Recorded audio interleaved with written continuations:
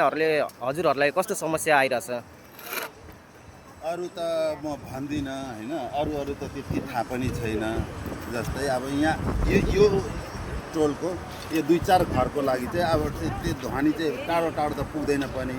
यो 2-4 घरको लागि चाहिँ विशेष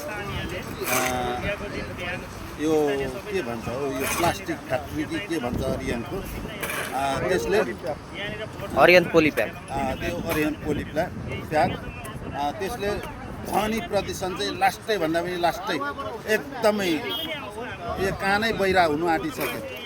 यो अहिले सुनिरहेको साउन्ड यति नै आउँछ कि यो भन्दा नि बढी आउँछ? साउन्ड त यही हो के भन्ने अब होइन, तर राति चाहिँ लास्टै, किन सबैतिर सुनसान हुन्छ अनि राति चाहिँ एकदम कोठाभित्र अब त्यहाँ घर हुने मान्छेहरूको कोठाभित्र गएर टिभी हेर्ने अवस्था छैन त्यतिसम्म। अब शब्द न मान्छे बोलेको बुझिन्छ, एकअर्का नजिकै गएर बोल्नु पर्यो। अब टाढोबाट बोलेको सुनिँदै त्यो स्थिति छ। ध्वनि प्रदूषण चाहिँ लास्टै भन्दा पनि लास्टै। यो निन्द्रा सुत्दाखेरि यस्तो समस्या आउँछ कि आउँदैन? आउँछ कि, त्यत्रो छ, मान्छेको कान बहिरो भइसकेको स्थिति। अब मेरै 20 तारिक बोलेको सुनिने स्थिति भइसक्यो।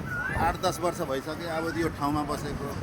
त्यही एकदम एकचोटि पहिले हो, कति सालको चुनावमा हो, आजभन्दा यो स्थानीय चुनावभन्दा अघिल्लो चुनावमा हाम्रो विनय दाहाल भाइले यो कुरा उठाएको पनि थियो। हामीले उठाउँदाखेरि उसले हामीहरू जितेपछि यो ध्वनि प्रदूषण रोक्छौँ भनेर भनेको पनि थियो।